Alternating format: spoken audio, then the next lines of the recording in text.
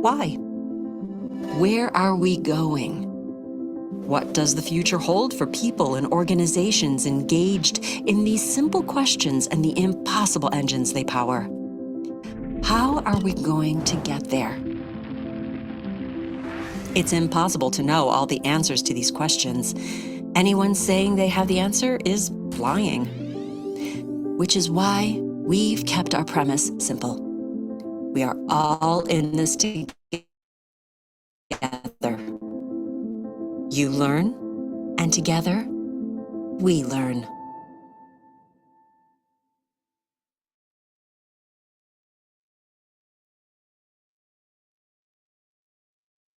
Hello, everyone, and welcome to today's Training Industry Leader Talk, How to Make Captivating Content, sponsored by Litmos and WeLearn. I'm Emma, Marketing Associate here at Training Industry, and I'm thrilled to have you with us here today. Before we get started, I have a few housekeeping items to go over to ensure you can interact with our speaker and get the most out of today's program. Throughout today's event, please feel free to use the chat to interact with speakers and other attendees. And if you have questions for our speaker, please submit them by clicking the Q&A icon in your toolbar below. We'll address comments and questions throughout the event or at the end of the program during our Q&A section. We'd also love to hear about what you've learned from today's session on social media, so follow us at Training Industry and share your favorite takeaway with your colleagues. At the end of your time with us, you'll notice a short survey that's popped open in your browser. We'd appreciate your feedback on today's event. All of our sessions are being recorded and archived on trainingindustry.com, and you'll receive a follow-up email from us with a link to the on-demand sessions. If this is your first Training Industry event, we'd like to welcome you. Training Industry exists to make connections among learning leaders and development professionals. We offer tons of resources to support your role in L&D through live events like today's Leader Talk, as well as through articles on our website, our magazine, conferences, research reports, and our podcast. Make Training Industry your go-to resource for learning and development at trainingindustry.com. Now, without any further ado, it's my pleasure to introduce you to our speaker, Sean Stowers. Sean is founder, CLO, and CEO of WeLearn, a company he started with two key goals: to build better humans through learning and to work every day with people he loves doing really cool things. This mission defines what WeLearn is all about. As a thought partner to his clients, Sean excels at identifying the necessary connections and helping others see them as well. His dedication to transforming learning experiences is at the heart of his professional development journey. Sean, we're so excited to have you. The floor is yours. Emma, thank you for that introduction, and I'm so happy to be here today. And let me bring up my slides, and we will get started. So first of all, welcome, and we're here to talk about creating beautiful, relevant, and engaging learning experiences. And before we jump into the presentation, a little bit more about WeLearn. So as Emma shared, we are on a mission to build better humans through learning. I have spent the last 20-some plus years of my career in learning and development, starting with end user desktop training, and then working in and around financial services and healthcare industries and all sorts of exciting projects. And what I've really just come to learn is that humans are made better through learning. It's how we advance. And so I'm on a mission, and as we are all here at WeLearn, on a mission to create better humans through learning. The second is, just to know about us, is we are a team of creatives.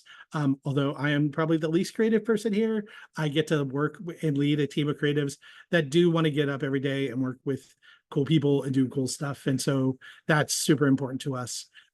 We believe in lifelong learning, and that it is something that learning should engage you. We don't believe that learning is a sentence that you put on your learners, that it should actually be engaging. And from a technology perspective, we work across all modalities of learning, but from a technology perspective, we really are on a mission to eliminate the back and next button as much as we can, and in terms of how we design and develop digital learning. So I have a poll, and Emma, I think you're going to bring this poll up, and I'd love to know from all of you that are joining us today, how do you know, and do you know if a learning experience that you've developed is bad? Do you just feel it in your bones when you're working on it? It's something not quite right. Is it when you see the evaluations? I mean, seriously, who calls those things smile sheets? Is it when you get an email from a learner or learners that makes you question your life choices? Or is it when your stakeholder that helped you to develop, to kind of gave you the order to develop the program, told you it's bad? And I see a lot of voting going on. I see a lot of you saying that you just feel it in your bones are working on it. That seems to be the number one answer. We'll give polling another minute or two here, but it looks like, that's it. That's looking like it's the leader. Emma, what do you think? Do you ready to share? Yeah, it looks like almost 75% of us have answered. So let's see what the results Yeah, are. perfect. Let's just share those results. So it looks like 73% of us say we can just feel it in your bones, in our bones when we're working on it. We know it's bad.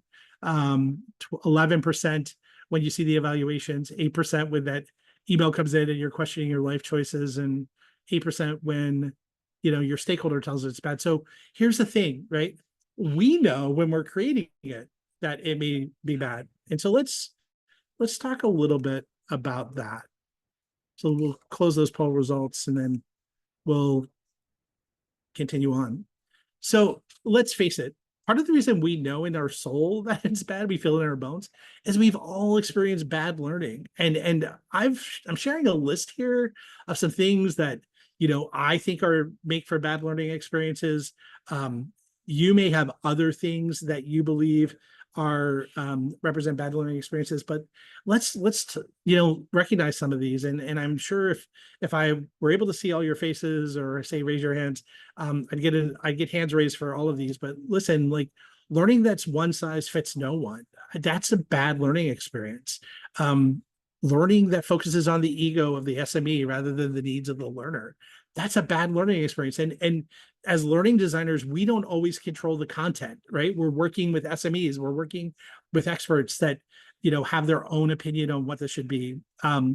Learning that required us to watch a long video and give an attestation to never do something bad. I think sometimes, and for a number of us on the phone that are here listening into this today, compliance training. There are some people, I do have friends that compliance training is their jam, but I know for a lot of learning organizations, compliance training is the reputation killer. It's the brand killer for the L&D organization, because we're basically forcing someone to watch a video, make them watch every minute, every second of it, and then make them sign something to say, hey, we won't do something bad. Again, learning that requires you to read a long PDF or policy and then swear that you'll never do something bad. Those are all horrible learning experiences and things that we are sometimes forced into, whether it's by requirements from a legal and compliance perspective, or it is, based on just what the organization, needs at that moment. By the way, there's some other things that make for a horrible learning experience. Going into a learning experience and everyone who's depicted in the learning experience is one race, is perhaps all white. I had an experience a number of years ago where we were working on a DEI related program, and we got feedback from our audience that said, hey, you know what? I don't see any representation for Asian males here in this course. And it forced us to go back and look at how we looked at representation. So representation matters when you're developing content and courses and learning experiences. From a technology perspective, learning that hasn't been updated in 20 years, and I'm going to make it age myself here, is go, hey, it looks like the AOL dial-up screen and not like Netflix. I think these are all things that create bad learning experiences. And here's the thing, I think given the results that we saw in the poll about the fact that we as learning designers feel this in our bones when we are designing courses and learning experiences, I think we all have to accept the fact that, we've had to develop bad learning experiences. And as learning designers, as learning professionals, as really individuals that really want to help build better humans through learning, it's not what we set out to do. It's not what we intended. It's where we ended up.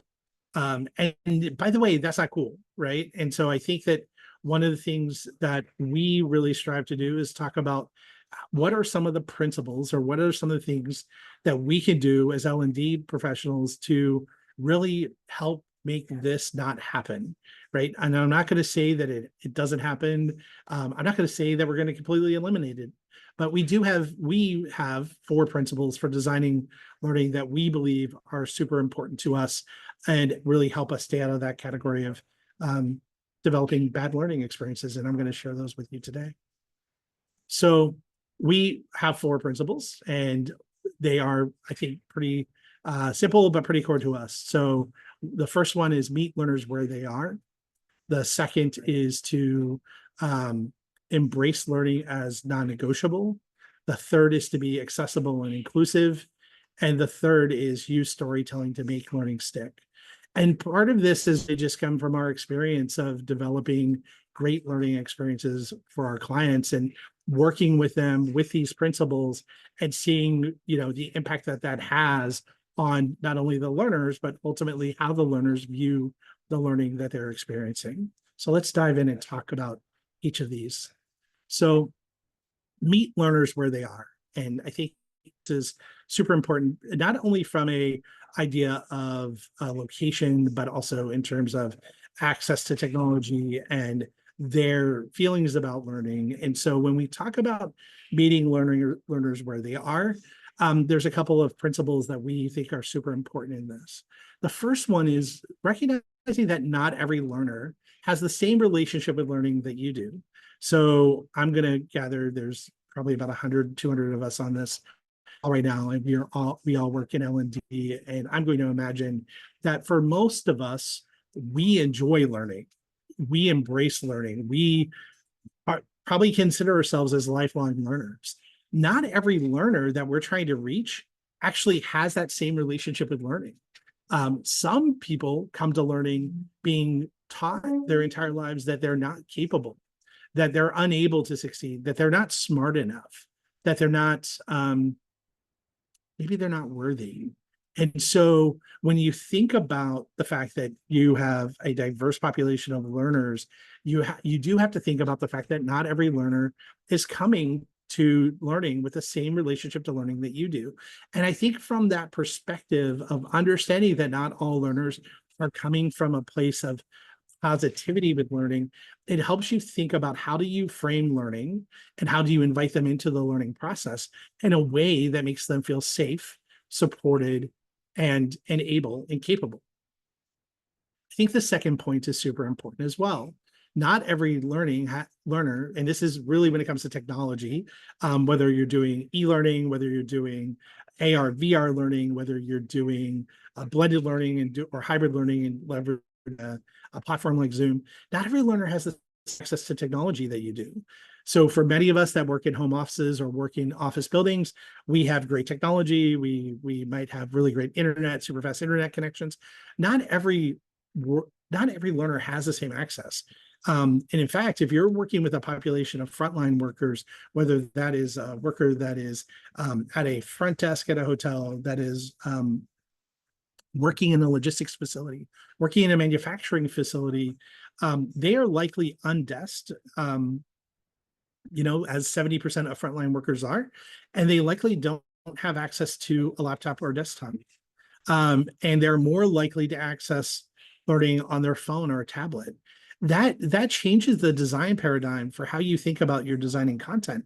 If you're designing something that really requires someone to have a laptop or a desktop or to have a solid internet connection, you may be disintermediating a huge portion of your audience. And so I think it's always important, particularly with technology, to think about what is the access that are to technology that our workers have, and if we can't provide them that access, how do we reach them using the technologies that they do have? I think the last piece is part of this is really not every learner has the same amount of activity that you do. And so we talked a little about that. Broadband access varies. I think that the pandemic taught us that. When we heard stories of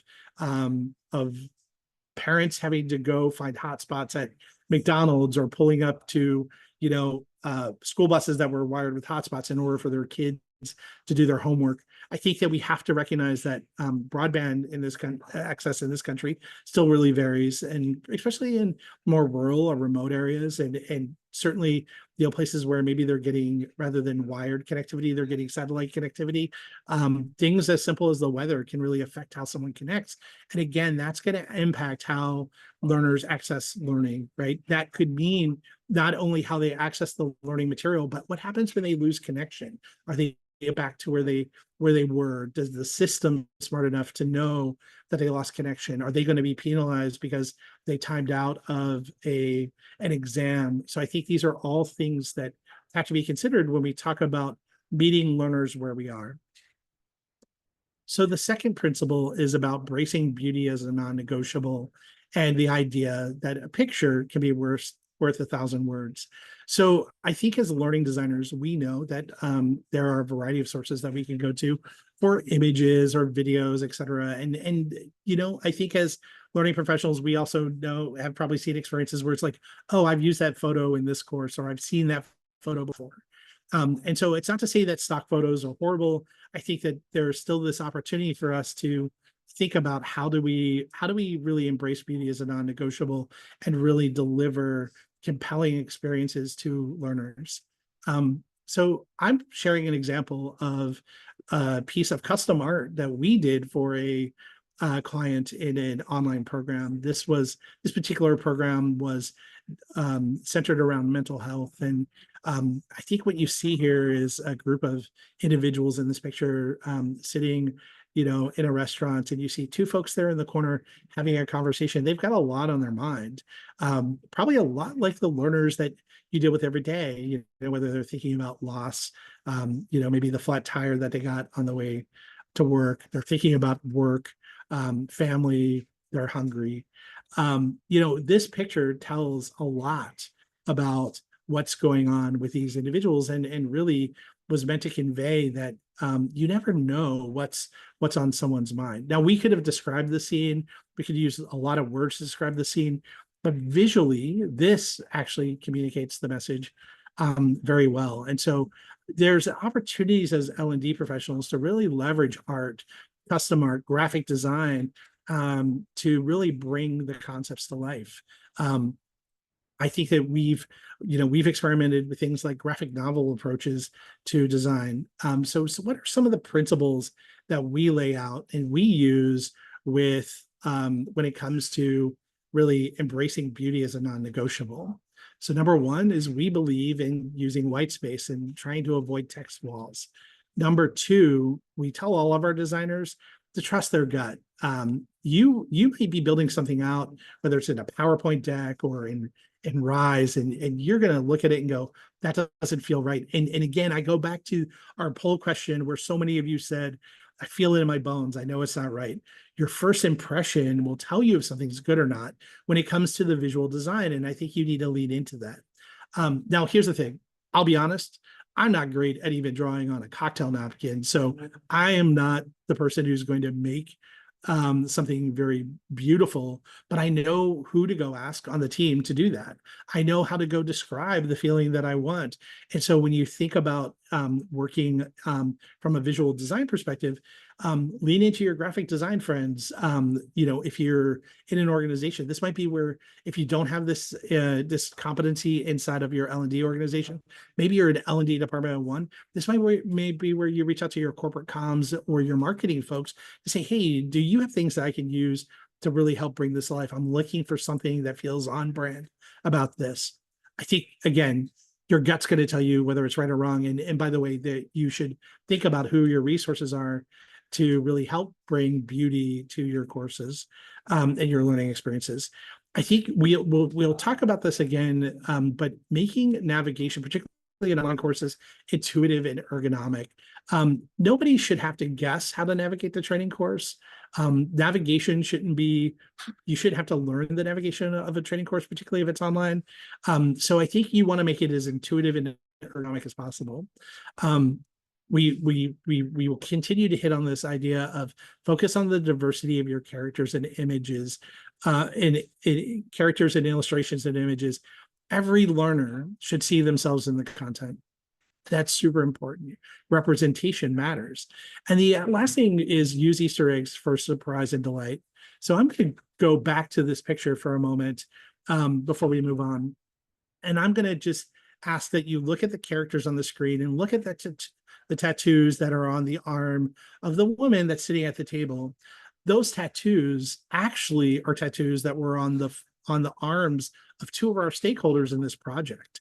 And because we spent so much time working with them, and this was very much part of this organization's culture, we noticed them and we noticed these tattoos. And when we created the scene, we Easter egg those into this actual scene.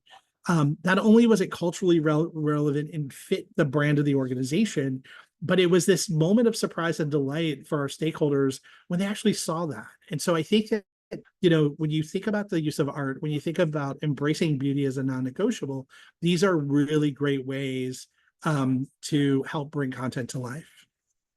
So the third principle of being accessible and inclusive. So I think that when we talk about accessibility, there's a lot of talk, and rightly so, around accessibility from a digital perspective, including, making sure that you're meeting accessibility requirements, WCAG 2.0, soon to be WCAG 3.0, I believe. But I think for us, the purpose when it comes to accessibility and inclusivity, I think it really comes to this principle of not everyone master the concepts that we're teaching, that we're trying to teach, but every learner deserves a fair chance to try. And so when it comes to this, it really comes to what we think are three core principles. So number one is remove the obstacles to learning for your learners. Make sure that learner experiences are accessible, that they work with screen readers, they provide audio and closed captioning for videos. I think this is super important. I think if you have what I'll add here is if you have populations of learners that are not native English language speakers, seriously consider translation and providing localized versions of the course. It is expensive in some geographies. I know in Canada, for example, it's required that you deliver training in English and French. So I think that, providing ways for folks that either are differing in abilities or have different language needs is super meaningful. I think increasingly we are in conversations with our clients around neurodiversity. And so one of the things, and this actually both goes to, your visual design, but consider the neurodiversity of your learners and consider the ways that you use color patterns and textures and your online courses. It may impact your neurodiverse learners in ways that you don't intend. I think the use of color also is very important when it comes to accessibility from a visual perspective.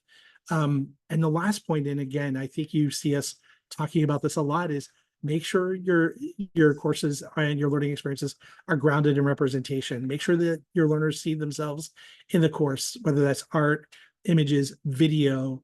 If you're, I will share that one of the things that we just did in a onboarding course for a client is we did the whole onboarding course, and we wanted to find a way to showcase diversity in this particular firm. And so one of the videos that we created at the end of the course was a number of their employees all welcoming individuals to the firm in their native language or in a language that they spoke other than English.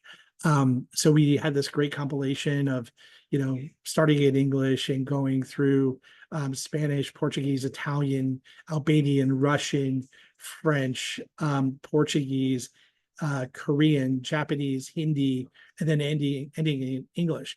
Not only did we create that and have that welcome video, but then we also captioned the entire video in the native languages. So, we wanted to be able to show that in this particular firm that there was a range of diversity, and we used language as a way to do it, as well as making sure that the captioning and the transcripts of the video encapsulated that as well. So I think that representation, you see it plays in so many parts of what it takes to create a great learning experience. So we also, I think, when it comes to your neurodiverse learners, we really think that there's an opportunity for learning and development organizations to move from advocacy to enfranchisement. I think in some neurodiversity for us is one of those places where I don't know that individuals always raise their hands to say that they identify as neurodiverse. So to the extent that you have access to employee resource groups for neurodiverse individuals, to the extent that you have people on your team that have identified as neurodiverse, I think this is a great opportunity to engage them, to think about program design, to think about design choices, to think about how you're testing your communications and messaging, and to then, as you move into post-launch, come back and get their feedback on the experience, and how do you increase, how do you iterate on those experiences to make sure that you're meeting your needs, the needs of your neurodiverse learners. So we do have a few tips here in this space about helping meet the needs of your neurodiverse learners. So number one is go small to go big. Keep lessons, in 5 to 15 minute segments, keep videos in the 2 to 5 minutes range, write economically, particularly if you're doing online, avoid the fluff, and readability is key. I think one of the best things that you can do with your subject matter experts, with your design teams, is make sure that, particularly when you're developing online, that they are skilled at writing for the modern web, right? This is a web experience. I think that, nobody wants to necessarily go online and read War and Peace. And I think that's the same when it comes to training and development. No offense to War and Peace and anyone who loves to read War and Peace. I think the second point here, we talked a little bit about navigation. Try to clear course, particularly in your technology-driven experiences. Ensure the navigation in the course works. Test it across all devices and platforms. And frankly, in our experience, developing for mobile first is better suited for neurodivergent learners. And then we talked a little bit about wanting to remove the back and next button. We believe that a parallax scrolling experience, which is very much the modern web experience, is one of the best approaches for online digital learning. So we lean into that pretty heavily. I think the last thing is, remember, we're all adults here. I know that there are times where we have to gate learning experiences, and there are those requirements. But let's face it, we don't like to be gated in an experience. We want to be able to jump around. We want to be able to control the pace of our experience. So to the extent that you can remove that from what you're doing to make that something that you only use when you absolutely need to, I think that's super important, and it's a great design tip. I think not only for neurodiverse learners, but also for your wider audience. So this brings us to our last kind of principle, which is storytelling. And that reminds me of a time back at St. Olaf. And for those of you who are on this call that know the Golden Girls, that whether it was a St. Olaf story or a Sicily story, you knew something interesting was about to happen. And so that's why storytelling is such a great fundamental principle for us. So why?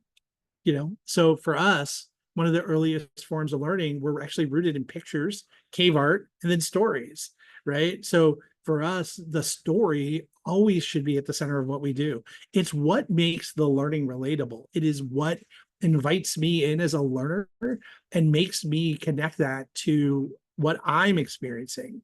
So I think that is super important. And let's face it, we all can go to a party or be in a meeting or be in a situation and remember a story. Who actually remembers the compliance scores? Nobody. So I think stories are super important for that perspective. Stories are the way, again, that we make learning relatable to our audience. Characters and archetypes help build mental models, right? For people to understand that there's a reason why the hero journey is such an effective way to tell a story, because you're able to kind of set out what the quest is. You're able to demonstrate what the challenges are, and navigate someone through the valley of despair, and then ultimately show what happens when you come to the other side and you're able to apply what you've learned. And honestly, no matter how dry the content is, no matter what the topic is, a well-constructed narrative can be the most potent tool in your toolbox. So for us, one of our most important superpowers is that of being storytellers, and to be able to take people on that storytelling journey. So what does that all mean? Four simple things. Learning should be modern, beautiful, engaging, relevant, and impactful. And that's something that we get up every day and try to bring to what we do with our partners. Our history of creators of K of art, story and tellers of stories is at the root of our profession. So as L&D professionals, whether you have been in L&D your entire career, or whether you have migrated into L&D from the business, your stories, the stories that you're able to tell from your experiences, the stories you're able to draw out of your subject matter experts, they are your superpower. They are what makes what we do relatable to our audience. No matter how much technology is involved in what we do, whether there are AI role play platforms, or an AR, VR, or it is a RISE course in an LMS, it is so important to remember that there's a human on the other side of that. That human has their own experiences with learning, their own baggage when it comes to learning. And no matter what you're putting between them and the outcome, you have to remember that, whether it's technology, whether it is assessments, you have to remember there's a human on the other side of what we're doing. And I think the last thing is, and I think this is what is so great about sessions like this and places like Training Industry, when it comes to learning, we are all in this together. And as we come together and have these conversations, this is how we learn. And so with that, I want to open it up to questions. And Emma, I'm going to turn it to you to let me know what's there. All right. So don't forget, if you have any questions for Sean, there's a Q&A button at the bottom of your toolbar. So you can just submit your questions via text there. We have two questions from Catherine. Excellent. The first one is, how do you feel about the idea of restricting the use of color in learning materials to only your brand colors? How can you make learning engaging if your brand's color palette is not very diverse? So Catherine, I think that's a great question. So I think there's a couple of strategies that we use with clients.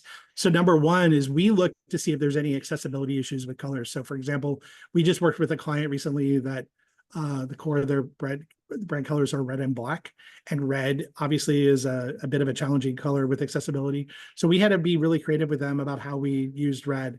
I think that the other piece is that if your brand colors are locked, but you have the ability to maybe work with a graphic designer who has some good experience around color theory, you may be able to create a supplemental palette that is complementary to your brand guide and do that. So I think that there are some ways that you can navigate that and do it sensitively and sensibly as it relates to your brand. And I realize that we all try to stay out of the brand jail all the time.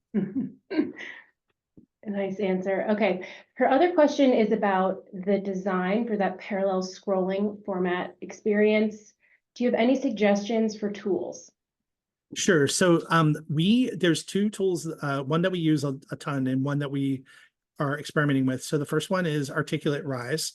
So Rise is one of our predominant tools that we use. And I think it, for us and for a number of us who have worked in a number of different organizations, it gets us as close to that mobile first parallax scrolling experience that's fairly modern and mobile. There is a second tool that's newer in the marketplace called Parta, Parta. .io. They're super interesting and compelling, and we're experimenting with them as well. So those are two tools that we tend to like a ton. We've worked in. I see a note, something popped up in the comments about another tool called Chameleon Creator from Sue. That's a great. I've not experienced that tool, but it's great to kind of see that there's some other tools out there. There was another mobile first framework that was developed by Kineo and the City Guilds called Adapt. Into past iterations of Teams. We've played with Adapt. I haven't spent a ton of time with that of late, but it's a great question, and I think that you'll probably find the training industry probably has some great tool recommendations as well. Yeah, definitely check out our top 20 lists. All right, we have tons of questions. They're coming in fast. Yeah. Cool. So let's find another one. Okay, when you mentioned removing obstacles, if there are learners who prefer to have a paper of our PowerPoint or training, is it helpful or detrimental to print it out for them? Only them and not the whole, not everybody, not the whole class. I think that's a great question. What I would say to you is, and I would lean into this from the perspective of I spent some time at a global education company. I think that if someone's asking for an accommodation like that, it's super important to figure out if you can accommodate them and make that available. They're asking for a reason. And so I think that it is sensible to make that sort of accommodation. I think it's actually something from a L&D perspective that maybe that's part of your brand to say, hey, you know what, we recognize that there are people that have different levels of ability or needs when it comes to learning. And so we are going to create the opportunity for you to ask for an accommodation. It could be that I get printed materials, whether it's a PowerPoint or course guides or candidly, even of e-learning courses, to create that version of it for someone. It could go a long way, both in terms of your L&D brand. It could go a long way in terms of your employee experience and really, show that you are there to serve learners of all abilities. Right. We have another one from Amy. She wants to know if we have any inspiration or examples of making compliance training memorable. Amy, I don't off the top of my head. I think that one of the things to think about, though, is depending on the situation that you have, is ask for the stories of when it went wrong. Of course, change the names to protect the innocent and or guilty, but ask for the stories of when it went wrong and why and what impact that had, so that folks can then understand, like, oh, I get why this is bad, right? And by the way, this is a great opportunity to engage your SMEs in that conversation, to go, hey, like, if this, like, I want to make this interesting, right? Like, what happens if it does go awry? Like, what's an extreme example of it going wrong? Then you can use that as a way to teach and say, okay, this is what would happen, like, here. So I think it's an opportunity to ask your SMEs when it comes to a particular policy or process, when it comes to compliance, on how to bring that to life with a story. Great. A few to go through. Sam wants to know, you mentioned trying to eliminate the back and next button as a company goal. Can you unpack how that looks and works in practice? Yeah, Sam, that's great. So I think going back to some of the work that some of the tools that we use, like Rise, it is a parallax. It's a parallax experience. I will say there are some back and next arrows in there, depending on which interactive blocks you're using. But what you're not doing is sitting there going next, next, next, next. You're engaging with the content, whether it's on a desktop, whether it's on your mobile device or your tablet. You're engaging with the content the way that you engage with the web. And that's what we mean by a modern web experience. And to the best of our ability, eliminating the back and next button. I hope that answered your question, Sam. That's great. Okay. Sue asks, if you're creating learning on how to use a software instead of compliance, can you still use a story, or are there other ways to make it more engaging? Sure. So I think that's a great question. And what I would say is, think about the use case of the software. So let's say you're teaching a CRM software like HubSpot or Fresh Sales, or pick a software. You may create story-driven scenarios to teach how do you put a prospect into the system. Sorry, I work in a co-working space that has dogs, so if you hear the dog barking, I apologize that. but you may use a story on how to enter an opportunity into the system, or you may use a story to drive how you teach someone to update a pipeline opportunity. I think there's always ways to use stories, because at the end of the day, the technology that you're teaching relates to how someone's doing work, and there is always a story connected to that. So I think you have a great opportunity to think about stories in that way. The same way, if you're maybe in the medical field and you're trying to teach people how to use your EHR, your health record system, there's always patient stories that you can drive to, this is the scenario, this is what happens, this is why it's important. Great. And Sue, thank you so much for the great question. Awesome. Okay, this is another good one. If we have a mix of participants, virtual and in person, what's the best way of ensuring I have beautiful and engaging content and keeping everyone engaged in the workshop? Sure. I think that's a great question. And I think that honestly, as L&D professionals, we lived pain in the pandemic, and I think we're still trying to figure out how to do this and be great. So I think there's a couple of things. So number one is, when you design your workshop in terms of the facilitation, and you think about the activities, first of all, the visuals, you're probably using the same visuals for both, right? You're using a PowerPoint deck of some description, and you're broadcasting out to the remote individual. So number one, focus on your visuals, make sure your visuals are solid. Number two is, think about your activities, right? And think about how those activities play out. And then think about how you can structure them in a unique way. So for example, rather than having groups in the classroom and remote, being in breakout groups, are there ways for you to mix the breakout groups so that, hey, you know what, we're all in the room. Those of us who are not on Zoom, we're going to join in. We're going to have a mix.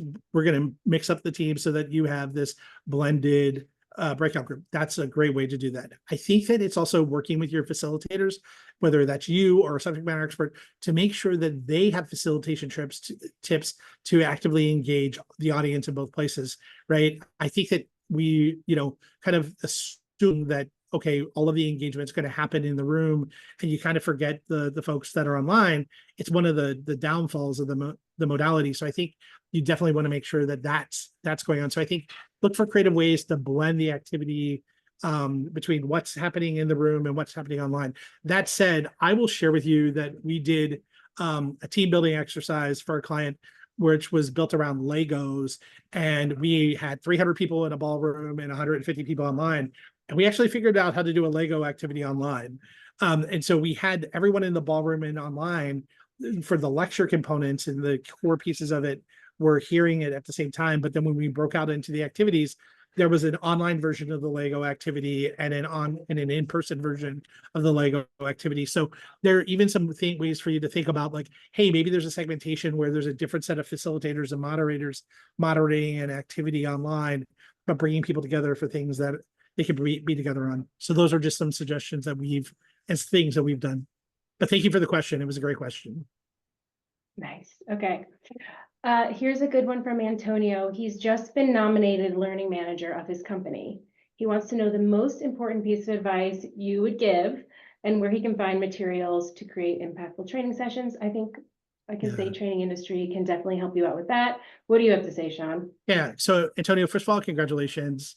And whether you're a department of one or you're leading a team, I think Emma's exactly right. There's so many great resources at training industry that you can find on things. Obviously, the fact that you're coming here and asking how to create great content is a great step. One of the things I would say is, to the extent whether you've inherited it or not, or